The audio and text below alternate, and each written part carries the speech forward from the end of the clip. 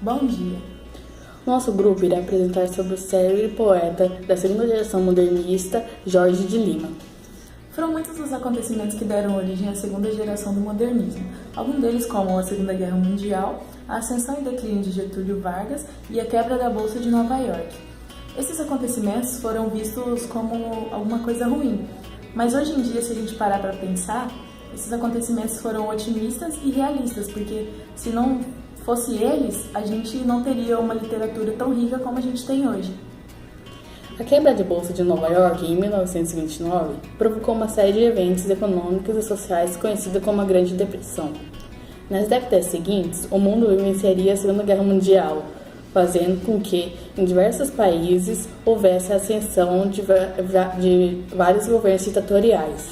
No Brasil, por exemplo, na Revolução de 1930, conduziu Getúlio Vargas ao governo, que por mais que ele tivesse incentivado a franca industrialização no país, o governo dele foi marcado por diversas medidas autoritárias, e isso levou à insatisfação de diversos grupos sociais. No ano de 1945, Getúlio Vargas foi deposto pelas Forças Armadas, e nesse ano que seu governo ditatorial chegou ao fim, com as eleições, foi eleito o presidente da República, o general Eurico Gaspar Dutra. E foi nesse cenário que se desenvolveu a literatura da segunda fase modernista no Brasil.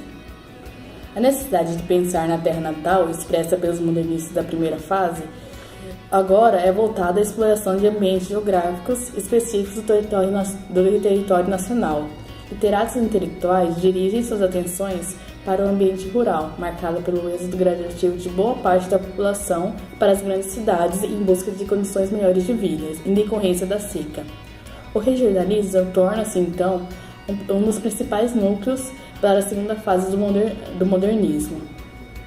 Quais características da segunda geração modernista são o abandono do experimentalismo radical da primeira geração, a convivência harmoniosa entre o poema de forma livre e de forma fixa, principalmente do soneto, a utilização de linguagem coloquial e das variantes sociais e regionais, poemas metalinguísticos, faziam poemas ensinando como fazer corretamente, e o questionamento da realidade psíquica e social. Esse é o contexto histórico e uma das principais características da segunda geração modernista. Agora conheça um pouco da biografia de Jorge de Lima. Obrigada. Jorge Matheus de Lima, também conhecido como Jorge de Lima, nasceu em 1893 em União dos Palmares e morreu em 1953 no Rio de Janeiro. Ele foi pintor, político, médico, ensaísta, poeta, romancista, entre outros. Ele iniciou escrevendo versos alexandrinos e com o passar do tempo ele foi tendo mais interesse por obras que tivessem relação com a cultura africana no Brasil. Prova de sua obra chamada Negra Fulô.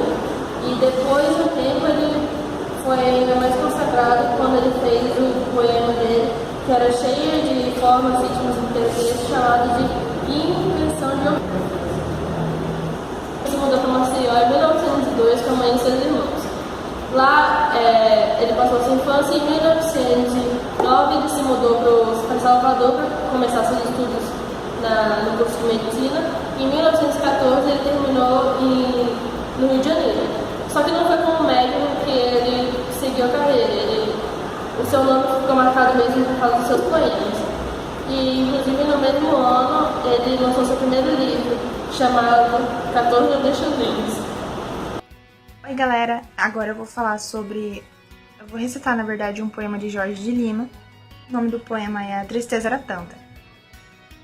A tristeza era tanta, tanta mágoa, que seu anjo da guarda resolvera lutar com ele. Lutar para lutar, que o interesse da vida perecera. Ave, serpente, círculo e pirâmide. Os olhos em fuzil, os doces olhos os laços, os voos livres e as escamas. Que doida simetria nesses ódios! Que forças transcendentes! aros e ângulos. Alguém quis que eles lutassem nesse dia. Ave, serpente, círculo e pirâmide. Que divina constante simetria nessa luta soturna, nessa liça em que Deus reconstrói o eterno cisne. Bom, esse foi o poema, agora a explicação.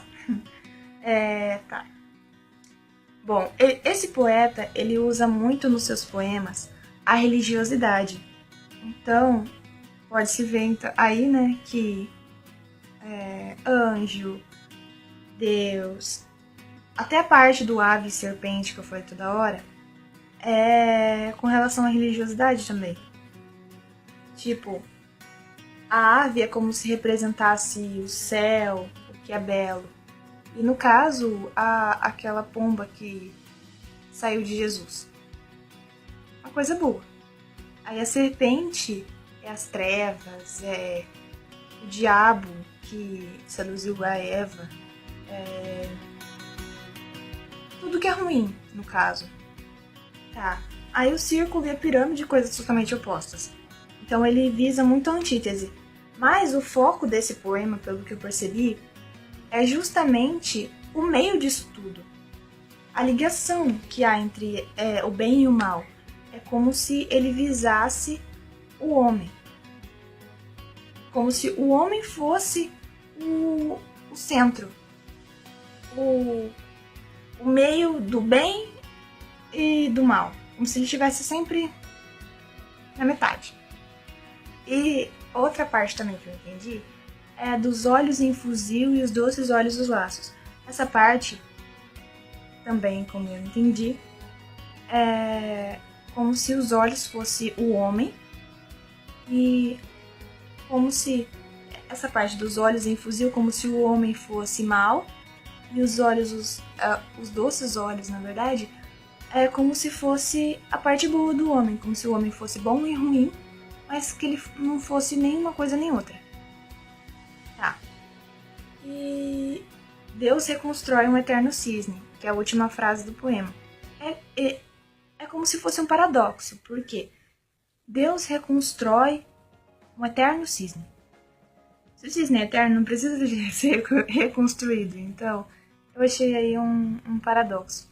E visei como se esse cisne fosse o ser humano, como se a humanidade fosse eterna, como se nunca fosse acabar.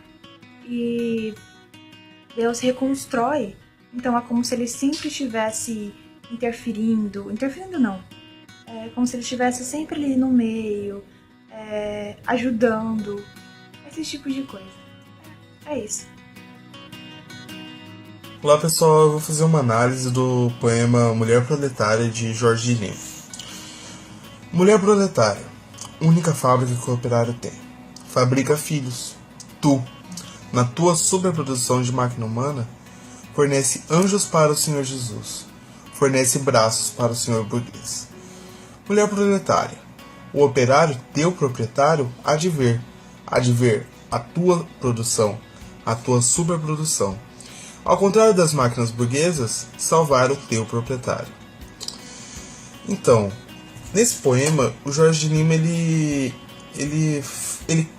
faz uma crítica ao capitalismo desenfreado que explora os trabalhadores. Meio que essa exploração, quando ocorre, transforma os trabalhadores em máquinas. A reprodução em série que as indústrias têm, ela é exteriorizada pelos operários que, quando explorados ao máximo, não têm direito a ter uma vida com dignidade e nem têm seu individualismo respeitado. Assim como os produtos nos quais trabalham, eles são talhados numa mesma forma, excluídos e incluídos num sistema de lucro dos quais eles não levam nenhuma vantagem.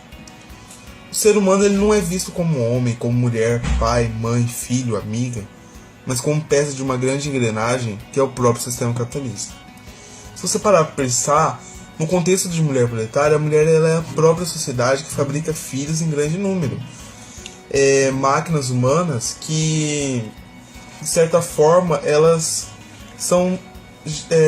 têm a única função de gerar homens que, quando vingam, eles se transformam em braços para manter a vida da burguesia. E você pode perceber que não tratam de braços, tratam de pessoas. Nesse caso, não são tratados como pessoas. São braços que, quando não tem o que comercializar, resta apenas o seu trabalho. A mulher, ela é a única fábrica que o operário tem. Neste trecho do poema, a gente percebe que a mecanização das relações é meio que assim: já que os filhos são fabricados em série para que um dia cumpram a mesma ação dos pais, ele meio que representa isso. Na última estrofe do poema, o Jorge de Lima ele meio que conversa com a mulher proletária. E ele fala sobre um futuro ainda esperançoso, já que a superprodução de homens que nascem condenados a ser explorados está quase tão próximo ao número... tá quase não, já está mais numerosa que a própria burguesia. E cabe somente a esses homens a organização para que unidos possam salvar a si próprios. É isso que o Jorge de Lima quer dizer no poema dele. Ele representa essa mulher, porque o capitalismo ele tem várias consequências e a principal é essa: não tratar o ser humano como ele é. Então, essa foi a minha análise do texto, do poema, né? E esse foi o nosso trabalho sobre Jorge de Lima. Obrigado.